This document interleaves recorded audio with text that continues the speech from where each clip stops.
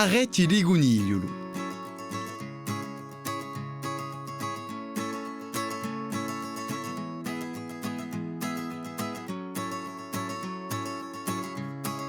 Per fare arretti di conigliolo ti ci vuole i tesori, una striscia tonda di carta bianca, fogli bianchi e rosolini,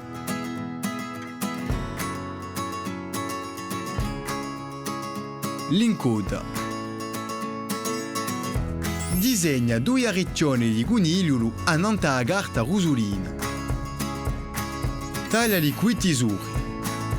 Attenti a suitare i contorni. Ora, appiccicali annante un foglio bianco.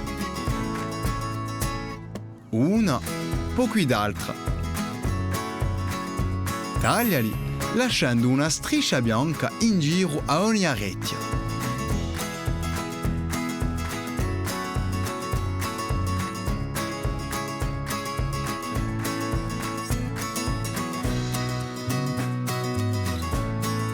Taglia una striscia appena larga a misura di un gatto.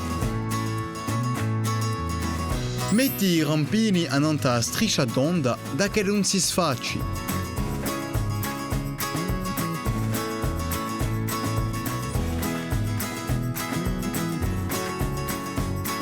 Metti i rampini da fissare alla rete. 1, 2. Ora, qui d'altra rete.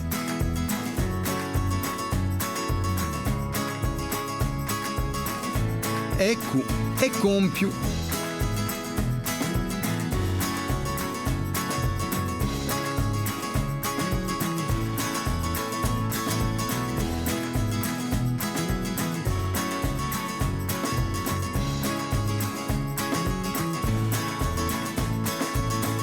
Ora tocca a te.